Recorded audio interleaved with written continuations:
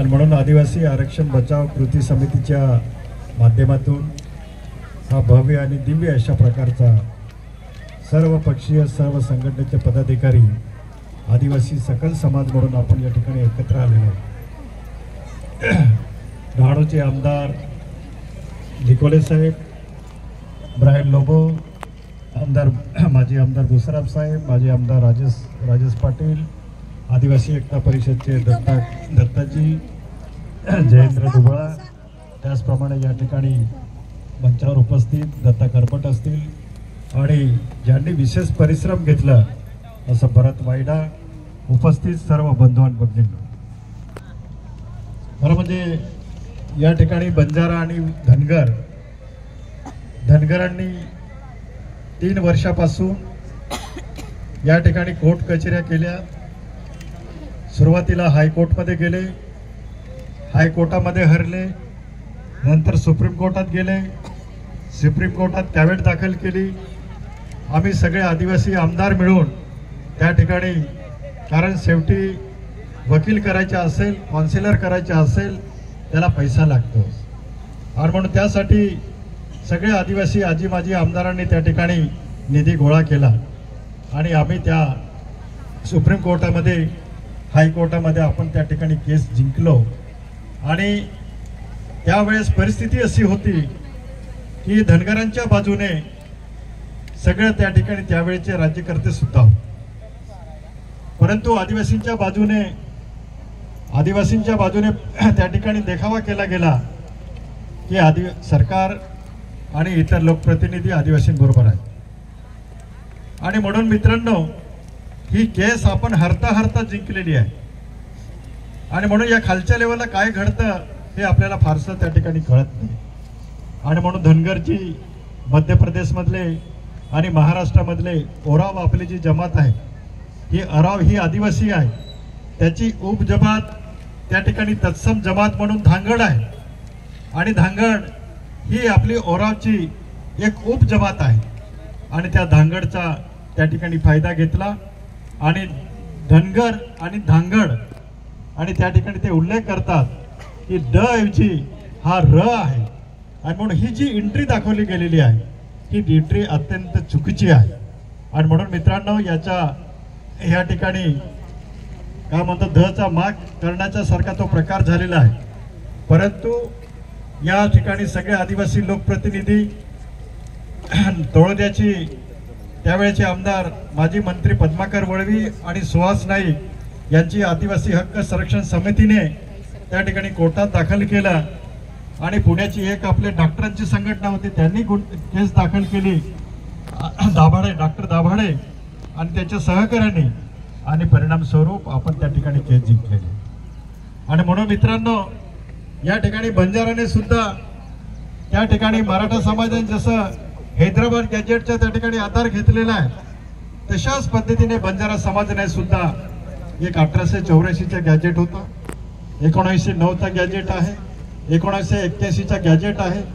त्या तिन्ही गॅजेटमध्ये कुठेही त्या ठिकाणी बंजाराचा उल्लेख, ट्राईब, जमात अशा प्रकारे उल्लेख नाही।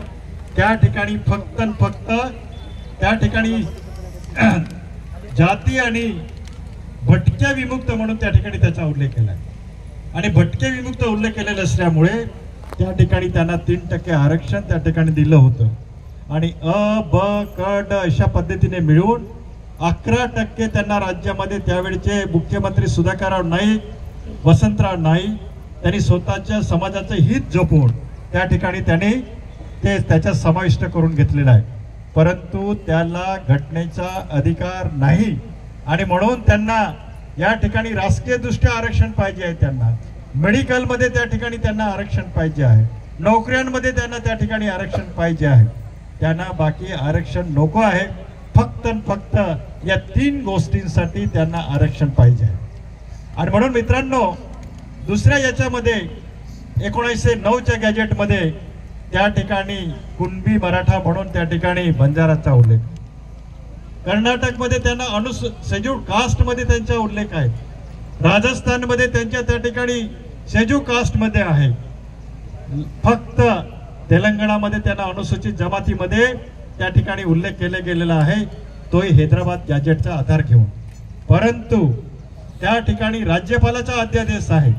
राज्यपालाला सुद्धा त्या ठिकाणी अनुसूचित जमातीच्या 5वी आणि 6वी सूचीमध्ये कुठल्याही जातीला समावेश करायचा असेल तर त्याला राज्यपालाला सुद्धा अधिकार नाही. चुकून त्या ठिकाणी राज्यपालाने घाईघाई करून त्यांना अनुसूचित जमातीच्या त्या ठिकाणी दर्जा गेलेला आहे, पण कोणी सुदैवाने त्या ठिकाणी सुप्रीम कोर्टात गेलेलं नाही, त्या ठिकाणी कोणी हायकोर्टात गेलेलं नाही. बंजाराची जी याचिका जी आहे त्या ठिकाणी 1966 मध्ये, 19 त्या ठिकाणी 82 मध्ये, त्यानंतर 90 मध्ये 3 वेळा संसदेमध्ये या ठिकाणी ही बंजारांनी ते प्रयत्न केले होते अनुसूचित जमातीमध्ये, त्या ठिकाणी त्यांनी नकार दिलेला आहे. आणि म्हणून मित्रांनो, कुठल्याही गॅजेटचा आधार न घेता त्या ठिकाणी घटना ही श्रेष्ठ आहे. कुठलाही गॅजेटियर त्या ठिकाणी श्रेष्ठ होऊ शकत नाही. आणि म्हणून हे अशक्य जरी असलं तरी या ठिकाणी आदिवासी बांधवांनी जिल्ह्यामध्ये, तालुक्यामध्ये त्यांच्या परीने त्या ठिकाणी आपल्याला मोर्चा काढणं त्या ठिकाणी गरजेचं आहे. आणि म्हणून या ठिकाणी 1 मोर्चा निघाला, 2 मोर्चे निघाले, 3 मोर्चे काढा. आणि म्हणून त्या संदर्भामध्ये आधी त्या ठिकाणी आपण लवकरच सुद्धा एक मोठा विशाल मोर्चा त्या ठिकाणी आपण सगळे मिळून त्या ठिकाणी आपण काढणार आहोत. आणि त्यावेळेस सुद्धा आपण अशा संख्येने त्या ठिकाणी आपण सगळ्यांना एकत्र राहायचे आहे. आज आदिवासी बांधवांची जर परिस्थिती बघितली, सकाळी काम केलं तर त्याला संध्याकाळी खायला मिळेल किंवा नाही, अशी आपली आदिवासी बांधवांची परिस्थिती आहे.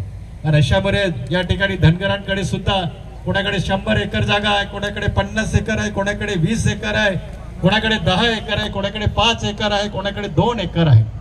आज आदिवासी हजारो कुटुंबे आज भूमिहीन आहे.